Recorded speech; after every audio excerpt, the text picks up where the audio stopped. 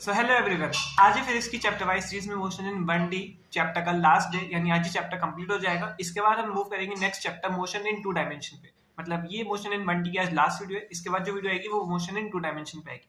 तो अगर आप इस चैनल पे नए हो या अगर अभी तक आपने चैनल को सब्सक्राइब नहीं किया है तो प्लीज चैनल को सब्सक्राइब करना और नोटिफिकेशन बिल को ऑन कर लेना ताकि आपका मेरा जब भी नेक्स्ट वीडियो है आपको नोटिफिकेशन पहुंचे। तो बिना देरी की वीडियो को स्टार्ट करते हैं। तो हम वीडियो को स्टार्ट करते हैं। तो लास्ट वीडियो हमने इस क्वेश्चन पे छोड़ा था, इस क्वेश्चन को हम नेक्स्ट वीडियो में सॉल्व करेंगे। तो इस क्वेश्चन को अभी सॉल्व कर लेते हैं। और अगर इससे पहले आपने मोशन इन 1D चैप्टर की पहले की वीडियोस नहीं देखी तो उन वीडियोस को भी देख लेना। इसके पहले के 6 पार्ट्स ऑलरेडी अपलोड हो चुके हैं। अगर आपने वो नहीं देखा है तो उसको पहले देखना, फिर उसके बाद इस पार्ट से कंटिन्यू करना। ओके, उनके लिंक मैं आपको डिस्क्रिप्शन बॉक्स में नीचे प्रोवाइड कर दूंगा। So let's start. तो इस क्वेश्चन को हम देख लेते हैं। Man is 80 metre behind the bus starts its motion with acceleration 2 metre per second square. If man runs behind the bus with constant velocity and get into bus in 20 seconds, then find the velocity of man. ठीक है, अब हमने relative velocities का concept देखा था पिछले video में, तो हम इसी रिलेटिव मेथड से इस क्वेश्चन को सॉल्व करेंगे।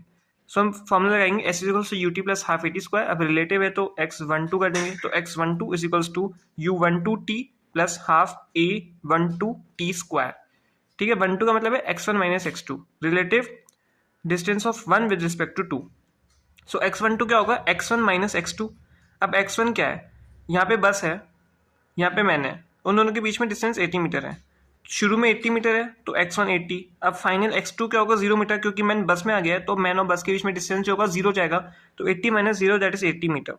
u12 क्या होगा, u1 माइनस u2।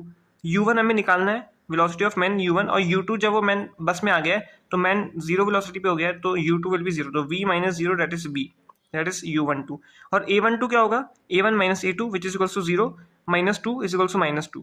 ये एक्सेलेरेशन किसका है, बस का। Bus starts its motion with acceleration 2 metre per second square. Bus ने अपना मोशन स्टार्ट किया 2 मीटर पर सेकंड स्क्वायर के एक्सेलरेशन से। मतलब शुरू में उसका एक्सेलरेशन 0 था, 0, और a2 बाद वाला एक्सेलरेशन 2 है, तो 0 minus 2 is equals to minus 2। अभी इसी सबको इस फॉर्मूले में पुट कर देंगे तो we will come 80 is equals to v into 20 plus half into minus 2 into 20 का स्क्वायर। इससे हमारे पास v क्या आएगा, 24 मीटर पर सेकेंड। ये हो जाएगी velocity. So next is collision of projectile in vertical motion. मतलब दो बॉडीज का कोलिशन होना वर्टिकल मोशन में। तो यहाँ पे एक h हाइट से हमने एक बॉडी को ड्रॉप किया और नीचे से हमने एक बॉडी को ऊपर फेंका है। ठीक है, तो दोनों बॉडी एक टाइम पे आके मिलेगी, तो हम निकालेंगे time after which both will cross. ठीक है, अब यहाँ पे a12 क्या होगा, g minus g equal to 0, क्योंकि इसका एक्सेलरेशन भी g है, उसका एक्सेलरेशन भी g है, तो दोनों का रिलेटिव एक्सेलरेशन भी 0।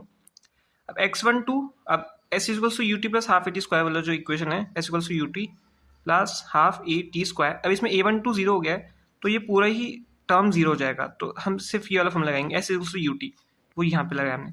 सो x12 is equals to u12 into t. x12 क्या है, टोटल h, इन दोनों के बीच का separation h। u12 will be u1 plus u2 into T. अब u12 यहाँ पे u1 माइनस u2 नहीं होगा, क्योंकि दोनों बॉडी एक दूसरे के पास आ रही है। हमने पहले देखा था कि रिलेटिव वेलोसिटी के कॉन्सेप्ट में जब दोनों बॉडी एक दूसरे के क्लोज आती है तो यहाँ पे रिलेटिव वेलोसिटीज ऐड होती है। तो यहाँ पे इसको सॉल्व करेंगे तो हमारे पास t क्या आएगा, t is equals to h upon u1 plus u2।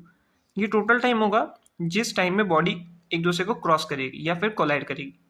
अब हाइट ऑफ कोलिजन, मतलब किस हाइट पे ग्राउंड से वो किस हाइट पे एक दूसरे को क्रॉस कर रही होंगी, तो वो h क्या होगा, u1t minus half g t square. ये h क्या है, ग्राउंड से हाइट है, तो जो एक्सेलरेशन है g वो भी ग्राउंड वाली बॉडी का लेंगे u2 का यहाँ पे। तो इसका इस केस में बॉडी का एक्सेलरेशन क्या होगा, माइनस जी, क्योंकि बॉडी ऊपर जा रही है, एक्सेलरेशन नीचे लग रहा है, तो यहाँ पे माइनस जी होगा, इसलिए यहाँ पे साइन आया माइनस जी का। ओके, तो जब भी हमने कॉन्सेप्ट देखा उसी के ऊपर हम क्वेश्चन देख लेते हैं। From height of 20 metre a stone is dropped and at same time another stone is projected with velocity 30 meter per second in vertically upward direction. Then find time after which both will cross each other and also find height at which they will cross. तो एक 20 metre की height से एक body को हमने drop किया है, मतलब उसकी वेलोसिटी 0 है, और सेम टाइम पे एक बॉडी को हमने ऊपर फेंका है 30 मीटर पर सेकंड की वेलोसिटी से। तो पूछे time after which they will cross, तो हम टाइम का फॉर्मूला पता है, t equals to h upon u1 plus u2 का फॉर्मूला लगाएंगे, तो इसमें h लिखेंगे 20, u1 30 और u2 विल बी 0, तो time will be 20 upon 30 plus 0 that is 2/3 second. 2/3 second के बाद ये बॉडी एक दूसरे को क्रॉस करेंगी। अब पूछा है height eight which they will cross, तो h का फॉर्मूला होता है u1t minus half g t square.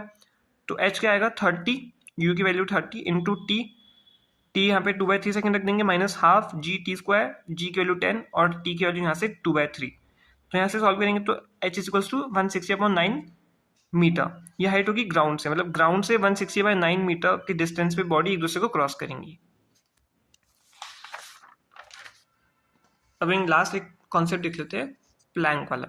So after passing through a plank, velocity of a bullet becomes 1/n, then minimum number of planks required to stop the bullet completely.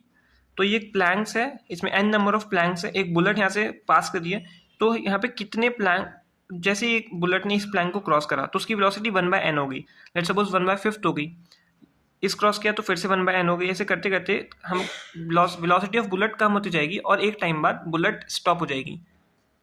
तो कितने planks हमको required होंगे to stop the bullet completely? n is number of planks required to stop the bullet is equal to n square upon 2n-1। यहाँ पे small n क्या है? 1/n। जितनी 1/n velocity होती है, यहाँ पे स्मॉल n वो है। इस पे हम एक क्वेश्चन देख लेते हैं। After crossing through a plank, velocity of bullet is decreased by 1/10 of its initial velocity. Then find number of planks to stop bullet completely and number of planks completely crossed by bullet. इन दोनों question में फर्क है, आप solve करोगे तभी आपको पता चलेगा। तो वेलोसिटी 1/10 हो गई है, मतलब n 10 है। सी 1/n इज 1/10, तो n क्या होगा? 10। ठीक है, अब हमको इस फॉर्मूला का यूज करना है। यहाँ पे हमको पता चल गया n 10 है, तो हम इसको n स्क्वायर अपन 2n-1 में n की वैल्यू 10 रखेंगे, तो इसको सॉल्व करेंगे और हमारे पास फाइनल क्या आएगा? 100/19 विच इज इक्वल्स टू 5.25। अब क्वेश्चन पूछा था number of blanks completely crossed, मतलब 5.25 ब्लैंक, मतलब एक ब्लैंक की थिकनेस होगी, उसने 5.25 ब्लैंक तो क्रॉस कर लिया है। तो completely cross will be 5 planks and number of planks required to stop the bullet will be 6 planks. मतलब 5 प्लैंक्स उसने कंप्लीटली क्रॉस कर लिए और उसको रोकने के लिए हमको एक और प्लैंक चाहिए होगा, 6th प्लैंक। टोटल 6 प्लैंक्स हमको चाहिए, क्योंकि ऐसा तो होगा नहीं कि 5.25 प्लैंक्स होंगे, या तो 6 प्लैंक्स होंगे। अगर 5 हुए तो 5 को क्रॉस कर जाएगी, इसलिए 5.25 प्लैंक्स अगर आ रहा है तो हमें रोकने के लिए 6 प्लैंक्स चाहिए होंगे। ठीक है, तो इस वीडियो में यहीं तक। अब मैं आपको इस जो पढ़ाया लेक्चर के नोट्स आपको प्रोवाइड कर देता हूँ। तो 1D चैप्टर हमने यही कंप्लीट कर लिया। इसके बाद हम नेक्स्ट मूव करेंगे चैप्टर मोशन इन 2 डायमेंशन पे।